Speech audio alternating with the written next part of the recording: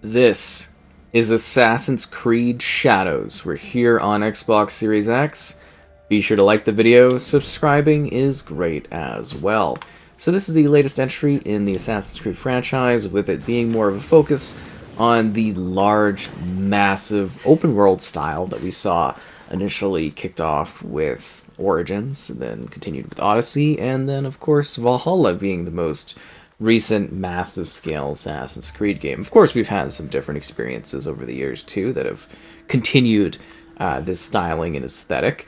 And yeah, this one allows you to enjoy the magical open world landscape of, well, Japan. It is seriously large in scale and filled to the brim with content, adventures, and excitement for you to enjoy as you explore an expansive environment. You get to play as dual protagonists. We have Naoi here, and then there is Yosukai, and you basically, for the most part, get to choose which character you play as, though there are many segments where you specifically are playing one character or the other. Basically, the first act is designed around the concept of Naoi and her quest for revenge, and then the second kind of act of the game is Yosukai and understanding his role in the environment of Assassin's Creed, Shadows, and then there's obviously like a larger scale thing going on. So the game is based around assassinating people. There are a lot of people to kill and a lot of quests to do, and there's a lot to this game. It is very, very large. It is dauntingly expansive, and just filled to the brim with activities and all of the Assassin's Creed action and gameplay that you're probably familiar with at this point. It's also, I would say, the most polished Assassin's Creed game we've had in a very, very long time. The game really is that next step of impressive tech and depth and realism and love that I think the other open world Assassin's Creed games kind of reached towards, but weren't necessarily able to fully achieve. This one absolutely delivers. So we've got three different visual options here. This is, as you can kind of tell, this is basically the fidelity mode. So this mode is, we're pumping up the visuals, we want it to look good. So this is your 30 FPS, 4K. It seems more like internally it's like 1080p. And it's global illuminated ray tracing in the world, so that's your lighting, is the style they're going for. So this is not a way that I would recommend playing the game personally. But hey, if you want a cinematic aesthetic, this is your option here. So I would say if you do have the 120 hertz display, that going with the balance mode is kind of your option if you do want that maxed out visual aesthetic. So this is the same setup, the same everything like that. You know, it's 4K, but it's like internally like 1080, and it's 30 or 40 FPS instead of 30 FPS with global illuminated ray tracing. So this is a much better way to kind of play and get that higher visual fidelity while also having something that feels a lot smoother. I love the 40 FPS modes. I think that's one of our greatest improvements this generation, gameplay-wise, is enjoying a nice mix between 30 and 60 FPS. 40 FPS, if it's something that you're not familiar with or you haven't used, it just kind of evenly sets itself within the gameplay and the design of, 60 FPS, 30 FPS. It feels a lot better because it doesn't feel as choppy slow as 30 FPS does, and 40 FPS is really quite nice. So I would say that if you have the 120 hertz display, that this really is the option that you should be going for, just in terms of enjoying this game from a better visual standpoint. So I would recommend that you try out playing at the 40 FPS mode as opposed to fidelity, but of course you can kind of choose fidelity if you would like to do so. Totally up to you. You get the different visual options, play the game how you want. There's also HDR support, and yeah, it's quite visually nice, and it is decently good looking. Like, you can definitely, the best I can describe it is like, yeah, the lower resolution is certainly something that's visible as you play the experience, but you get a breathtaking detailed world.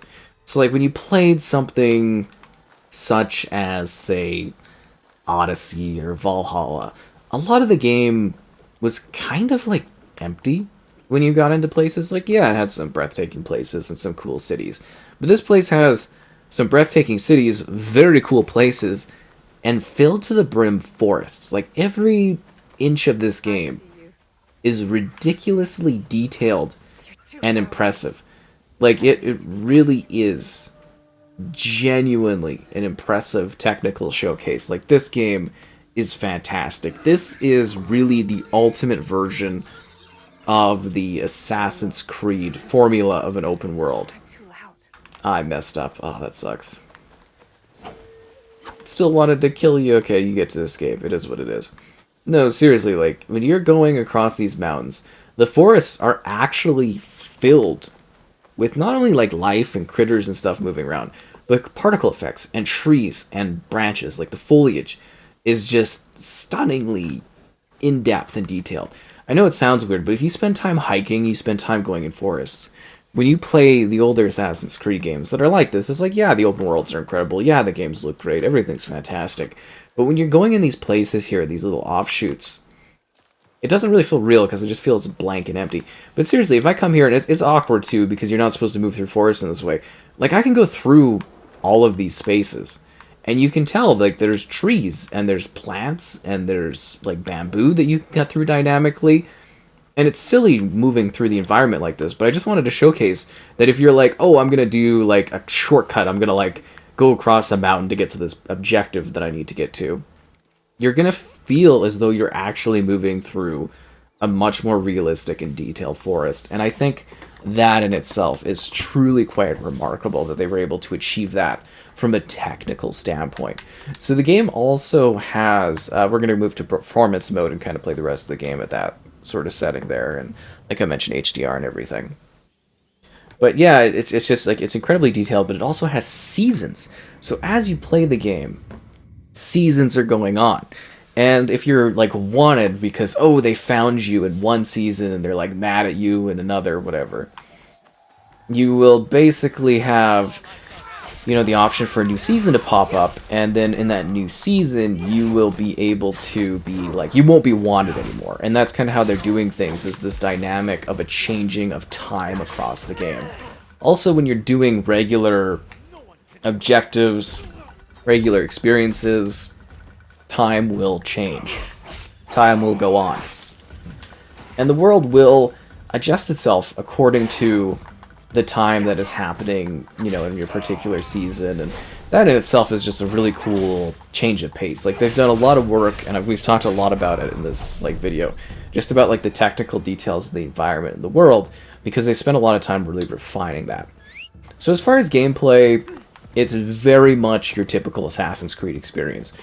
As far as the big open world RPG games, you're leveling, you're grabbing different armor, depending on the character you're playing as, the different armor and things that you get kind of changes up, you know, how you're doing things. Like Naomi here, she is your typical traditional Creed assassin. She's got her blade, she's got a knife, but she's also a bit weaker. Now, that being said, she does become more powerful as you level up your skills and your talents and your abilities. But she definitely is weaker. She's meant to be someone that does stealth, someone that does slow movement, someone that is quiet within the environment. And then Yezukai, he's like a bull in like a china shop. Like, the guy, he's not stealthy, he's not calm, he's not like, well, I mean, he is calm, but calm as his chi is centered, but you get what I mean. Like, he's a big dude, he's a presence, he can bulldoze down walls, and like, he can't do all the nimble things that Naomi can. Like, she can like gracefully climb and jump across things and grappling hook down, and he just kind of like breaks things throughout the environment. So there's a very big change between the two. Now, if you were expecting to play the game just as one or the other, like I mentioned, you do specifically have to play as certain characters in certain situations. And that's alright. Now, I should also talk about performance mode before I get too far off. So performance mode is, again, 4K, but it is like sub 1080p as an internal at 60 FPS. But it looks pretty good. It's the recommended way that I would say is to play the game. I haven't noticed any performance issues. The whole thing runs quite flawlessly, but it is certainly blurrier, for sure. Like, but the level of detail here is fantastic, and I don't know how YouTube really, showcases you how this game kind of looks and everything from your perspective, but the game itself is visually quite stunning, the level of detail, the fidelity. This is something where I am kind of hoping we get like a next-gen kind of version down the line or something like that, because I really do think that this game is quite technically impressive. I would have loved to play this on PC, because it really is just visually stunning. The castles, the cities, the places you go. So very well done. Alright, let's talk about the story a bit, though. So, Naoi is on a quest of revenge. Things have happened. She's experienced loss. She is ruthless. She's intense. Like, there's little, branching things, and the game gives you options. Like, you can play from, like, a canon perspective where it's, like, it's a fixed story, or you can make, like, quote-unquote choices as you play. There's different, options, choices, in how you want to experience Assassin's Creed Shadows. The game also has an element of, I guess you would say, whether you want to play the game guided, or if you want to play it traditional. Now, if you play it traditional, you can't get, like, some achievements, like, trying to lock down, I think those are scout-based ones, so not a big deal. But, like, you do, like, the idea here is you go to a place, and then it gives you a series of vague questions, or vague notes, and it's like, okay, figure out where you're going. It's like, oh, it's south of this place, west of this place. And I tried that for like a few hours, and I was just like, this feels like a complete waste of time to me. Now, some people are going to love that. You're going to be like, okay, cool, I am an assassin, I am figuring out what I'm supposed to be doing, I am exploring. That's kind of cool. I was just sitting there in some places being like, where is this? What am I doing? Standing there like for 15 minutes. And then I would just kind of like, it would randomly be like, oh, this is where you're going, and I was right beside the area where I was supposed to go, and I was like, wow, this is just a waste of my time. But some people will really love that gameplay style. Other than that, though, it's very much your traditional Assassin's Creed game. You're using stealth within the environment, you're using a variety of different weapons, and it depends on which character you're playing as, depending on what their strengths are and what they do. You're moving through skill trees, gathering abilities, and this game is ridiculously long. Now, it does also have the traditional skill kind of like level gaps, maybe even so in a more intense way than usual, because like, okay, for instance, I finished like the first segment of the game, and I finished at like level 10. And then the next proper quests were at like level 18. So the game like heavily encourages you to do side activities in order to level. Which if you're, you've played this, you're used to that style of gameplay. But just be prepared for sub-level gaps if you're not sitting there engaging with side activities and adventures. But at least the game is chock full of activities and things you can do. Like, the game is big. The main game is basically the wheel of Odyssey, like the Viper's kind of wheel, I think it was called, where you had to go and kill the figureheads. That's the core game. It's a revenge setup where you're going and killing this circle. But you're doing so over a course of leveling things up. So you go and you're like, okay, I need to kill these people. But then you're doing several side activities as various other characters. Well, actually, you could be playing as you could be playing as that. But then you have to go and kill various side characters. You got to go kill other rings. So it'd be like, there's one ring, they're the tea party, you're supposed to go kill them to do this progression. Or to progress further, you have to play as Yasuka's, like, background story. He's your kind of a fresh perspective into the world of Japan. This is a guy that's just kind of been thrown into it, and everybody seems to just kind of like him, so he gets all these opportunities, and he just sort of, he just ends up basically making his way up the chain really fast, because he's very, like, some people don't like that he's here, but some people are like, oh yeah, he's great, and he just, immediately just gets thrown all of these opportunities and stuff like that to be moving up the ranks and doing all of these things. It's really, really quite interesting how they've done the storyline in that perspective. And then Naoi, it's straight up like, she's born here, terrible things have happened, and she is straight up pure revenge, pure anger. And, like, there's a little bit of subtleties to that, and they've done a really good job with her story and her character as you get used to the, you know, the moments and the challenges she has had over the course of the story. It's really, really quite interesting from her perspective how she basically has to, like, deal with these problems and that, and try to see past revenge as well, while also being like, yeah, I'm here to kill the people that have done harm to the people that I care about. And then you kind of cross paths as the two characters interact. And then, yeah, Yazukai is just kind of like, oh, some people don't like him, but for the most part, they're like, oh, yeah, this guy, yeah, let's just promote him up the ranks. Okay, he's going to be one of our main dudes. We're going to train him in the traditional ways. We're going to give him all the gear, all the horses, everything like that. It's really quite an intriguing, you know, kind of juxtaposition between the two almost as well. And then, of course, like, again, a lot of his story seems to be based around the emotional toll of, I guess you would say, what he's done to become a part of this land. And it is interesting too, because like in gameplay circumstances, I would come to certain setups and I would be like, okay, well, Naoi's just gonna have a hard time here. I'm gonna choose to play as Yazukai because he's just gonna come in, he's just gonna slash people. And there's different difficulty options too, but you're still gonna be heavily level gated based on the levels of the particular area and what every region wants you to specifically do. So you are gonna be level capped. The game is insanely massive. Like, I could do, like, a 3-hour review here, and I would only be able to show you a fraction of the map. Like, it is ridiculously large. And I really wish I could have put even more time into this. This is a daunting task to cover this game. Daunting. I'm not even kidding. Like, you know, like, Origins, Odyssey, stuff like that. Those games are big. Like, this game really is massive. Like, it is genuinely, ridiculously massive. It is big. And like every section of it is filled to the brim with little activities, little side things, people to kill, things to do, ways to level, abilities to earn. Like Yazukai here, he's kind of embraced guns, for instance. So he's got the Teppo, if it'll let me pull it out. Whereas Naoi is that traditional assassin, that traditional warrior of sorts. And it's quite interesting to see the two kind of collide. And of course, again, you can make some narrative choices as you go through the world. And the game is brutal, it's detailed, it's really, really quite impressive. Like, honestly, like, they've done a great job with this game stylistically, and the sense of scope of it is fantastic. And you could, if you've been looking for a new Assassin's Creed game to waste countless hours of your life on, this is the game to do so. It is genuinely impressive, and it's quite beautiful.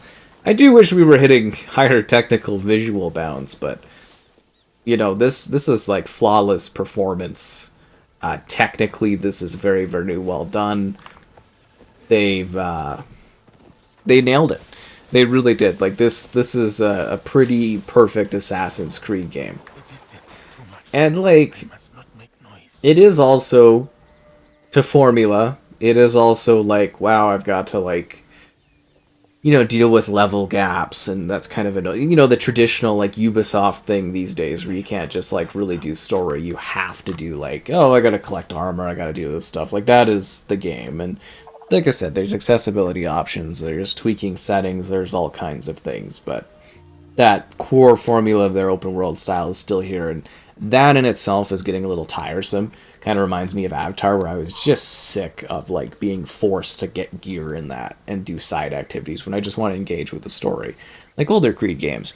You get a target, you go in, you kill that guy. That was cool. That's why I kind of like Mirage. It was more traditional. But, like, yeah, if you're expecting a Creed game that takes... Realistically, you're probably going to spend hundreds of hours playing this game, especially with, like, the additions and the things that they put into this. The game is ridiculously large. That's what I'm trying to get across to you. Like, I've been showing you a fractional piece of this game. Like, it is ridiculously big and filled to the brim with things to do. And it's cool you could switch characters at any point too. And then on top of that, there's also like city building mechanics now. So, like, you're doing the story, you're doing the side activities, you're doing paintings, you're doing tea parties, you're doing assassinations, you're killing folks, you're taking out family lines, you're doing all this stuff. And then you also have a city. So, I guess the other thing to mention, too, and I didn't really get to it earlier for performance, and I apologize for that. So, like, obviously, there's global illumination in the first two modes. Like, this game does not, for performance mode, there's not global illumination, but it does have global illumination if you're in the hideout. So basically the hideout, which has the ray trace global illumination, the hideout is now a city building RTS game within Assassin's Creed Shadows, which is really, really quite cool. And yes, it did freeze there, and I don't know if it's my Xbox or the game, honestly. I don't know anymore. It's just Series X is what it is. This is a good chance to show you the new hub. So, like, you have a hideout mode where it's like a top-down view where you're building, like, a blacksmith. You're doing, like, city building, and you can customize it, like, candles and stuff. It's getting ridiculous. So this is the new hub of Creed. It's the new backbone where you're going to be able to play multiple Creed games off of it. I think it's like the Infinity Hub or something like that.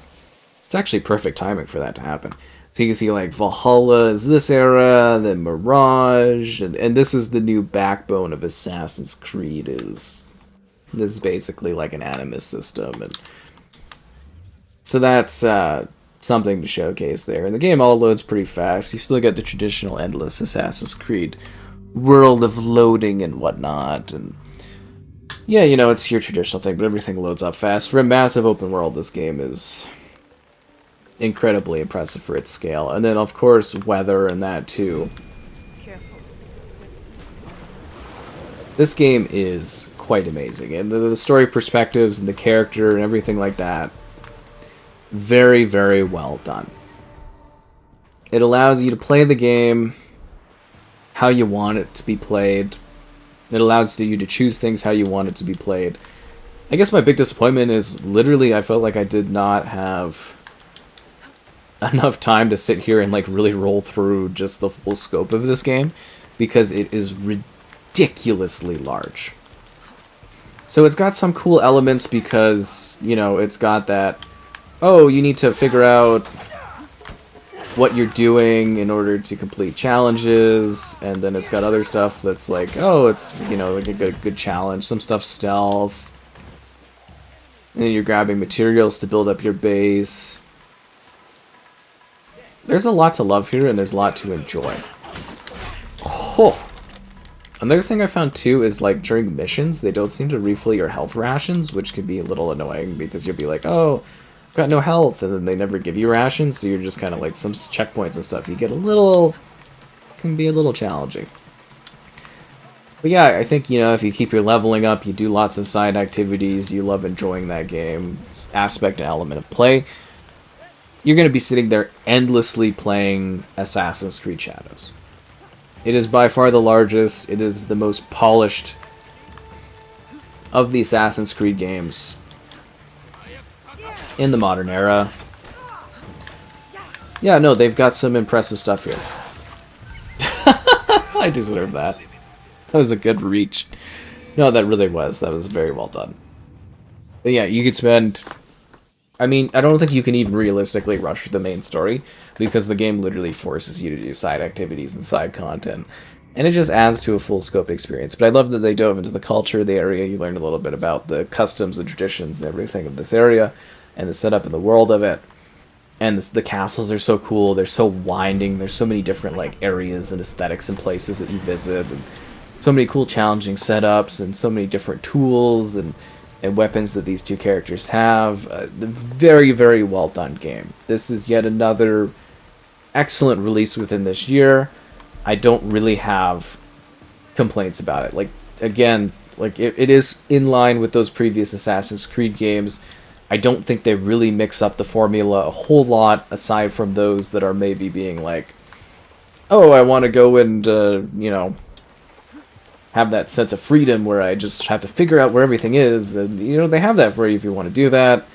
I just, like, respect my time a bit more, so I don't want to sit there meandering forever. But they give you the choices, they give you the setups. That wasn't even the dude I tried to assassinate. Anyways, Assassin's Creed Shadows is very well done, very well polished, incredible visual setup, and a very well put together game in the series. Excellent.